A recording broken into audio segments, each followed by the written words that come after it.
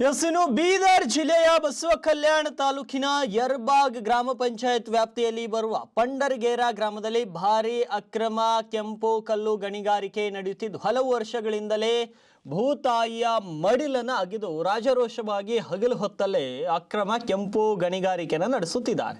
ಏನು ಪಟ್ಟ ಜಮೀನುಗಳಾದ survey number 88/3, 79/3 ಮತ್ತು 79/2 ಮತ್ತು 78 ಈ ಒಂದು ಸರ್ವೆ ನಂಬರ್ಗಳು ಏನು 88, 78, 79 ಈ ಜಮೀನುಗಳಲ್ಲಿ ಭಾರಿ ಅಕ್ರಮ ಕೆಂಪು ಕಲ್ಲು ಗಣಿಗಾರಿಕೆ ನಡೀತಿದೆ. ಇಲ್ಲಿನ ಅಧಿಕಾರಿಗಳು ಕಣ್ಣಿದ್ದು ಕುರುಡರಾಗಿದ್ದಾರೆ.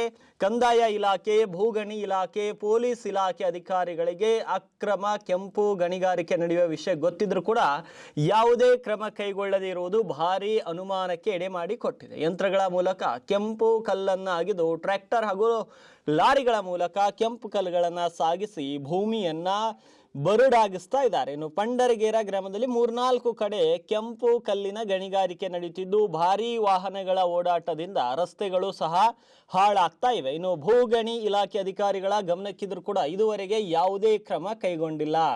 ಇಲ್ಲಿನ ಕಂದಾಯ ಇಲಾಖೆ ಅಧಿಕಾರಿಗಳು ನಾವು ನೋಟಿಸ್ ನೀಡಿದ್ದೇವೆ ಅಂತ ಹೇಳಿ ಸುಮ್ಮನಾಗ್ತಾ ಇದ್ದಾರೆ. ಒಟ್ಟಲ್ಲಿ ಬಹಳಷ್ಟು ಆಳಕ್ಕೆ ಭೂಮಿಯನ್ನು ರಾಜರೋಷವಾಗಿ ಅಕ್ರಮ ಕೆಲಸ ನಡೆಸುತ್ತಿರುವ ದಂಧೆಕೋರರ ವಿರುದ್ಧ ಕ್ರಮ ಯಾವಾಗ ಎನ್ನುವುದು ಯಕ್ಷ ಪ್ರಶ್ನೆ ಆಗಿದೆ.